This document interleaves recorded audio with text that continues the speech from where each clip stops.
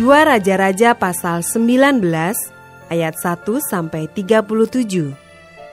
Yerusalem luput dari tangan Sanherib.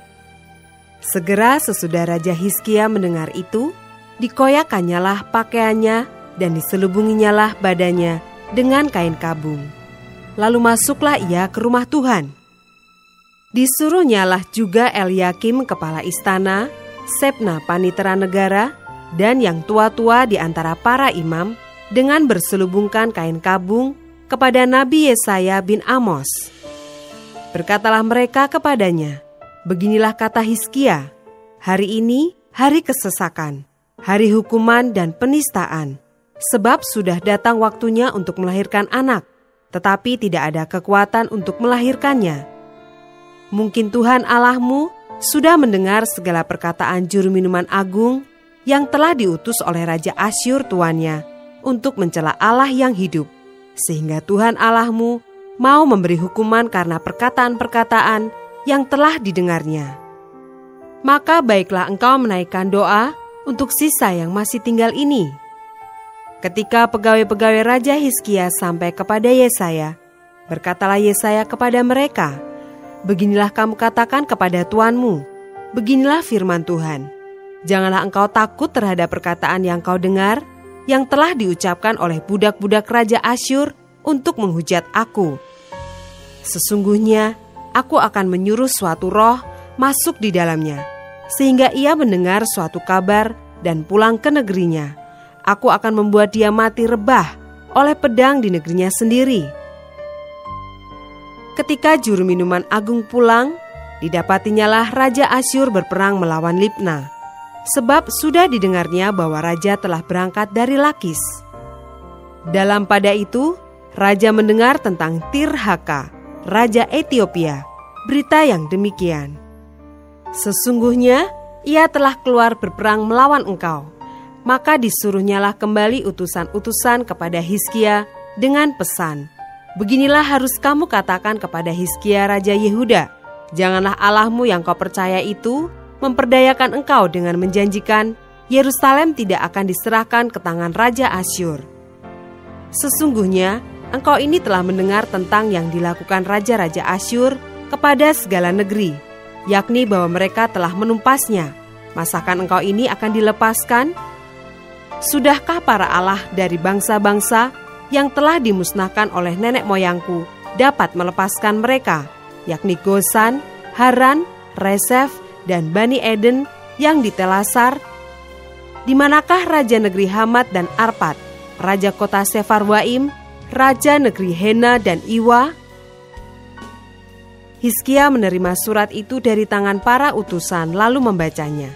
Kemudian pergilah ia ke rumah Tuhan dan membentangkan surat itu di hadapan Tuhan. Hizkia berdoa di hadapan Tuhan dengan berkata, "Ya Tuhan, Allah Israel, yang bertahta di atas kerubim, hanya Engkau sendirilah Allah segala kerajaan di bumi. Engkaulah yang menjadikan langit dan bumi.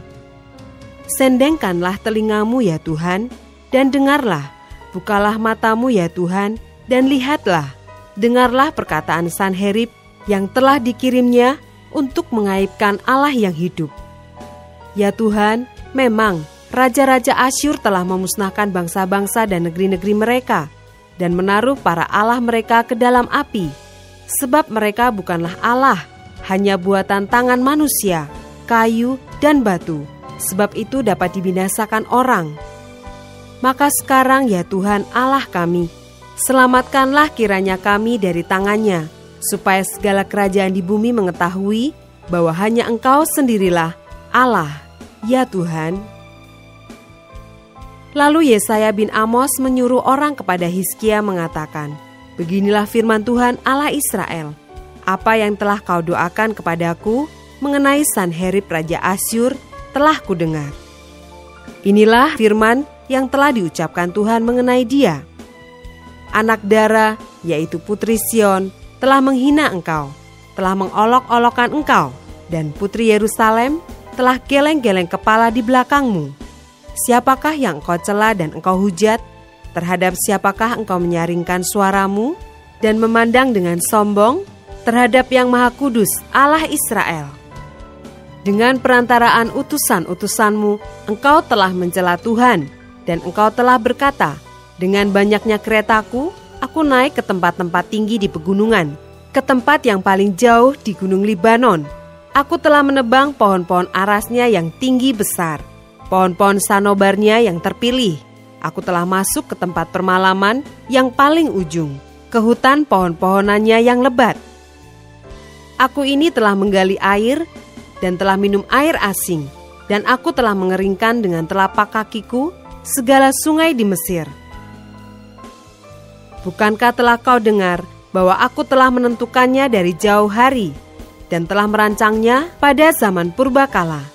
Sekarang aku mewujudkannya, bahwa engkau membuat sunyi senyap kota-kota yang berkubu menjadi timbunan batu. Sedang penduduknya yang tak berdaya menjadi terkejut dan malu. Mereka menjadi seperti tumbuh-tumbuhan di padang dan seperti rumput hijau, seperti rumput di atas sotoh atau gandum yang layu sebelum ia masak. Aku tahu jika engkau bangun atau duduk, jika keluar atau masuk, atau jika engkau mengamuk terhadap aku. Oleh karena engkau telah mengamuk terhadap aku, dan kata-kata keangkuhanmu telah naik sampai ke telingaku, maka aku akan menaruh kelikirku pada hidungmu dan kekangku pada bibirmu, dan aku akan memulangkan engkau melalui jalan dari mana engkau datang. Dan inilah yang akan menjadi tanda bagimu, hai Hizkia. Dalam tahun ini orang makan apa yang tumbuh sendiri, dan dalam tahun yang kedua, apa yang tumbuh dari tanaman yang pertama. Tetapi dalam tahun yang ketiga, menaburlah kamu, menuai, membuat kebun anggur dan memakan buahnya. Dan orang-orang yang terluput di antara kaum Yehuda, yaitu orang-orang yang masih tertinggal, akan berakar pula ke bawah dan menghasilkan buah ke atas. Sebab dari Yerusalem akan keluar orang-orang yang tertinggal, dan dari Gunung Sion, orang-orang yang terluput.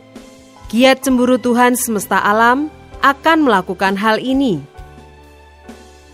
Sebab itu beginilah firman Tuhan mengenai Raja Asyur.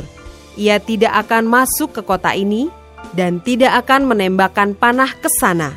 Juga ia tidak akan mendatanginya dengan perisai dan tidak akan menimbun tanah menjadi tembok untuk mengepungnya. Melalui jalan dari mana ia datang, ia akan pulang. Tetapi ke kota ini ia tidak akan masuk. Demikianlah firman Tuhan. Dan aku akan memagari kota ini untuk menyelamatkannya, oleh karena aku dan oleh karena Daud hambaku. Maka pada malam itu keluarlah malaikat Tuhan, lalu dibunuhnyalah 185.000 orang di dalam perkemahan Asyur. Keesokan harinya, pagi-pagi tampaklah semuanya bangkai orang-orang mati belaka.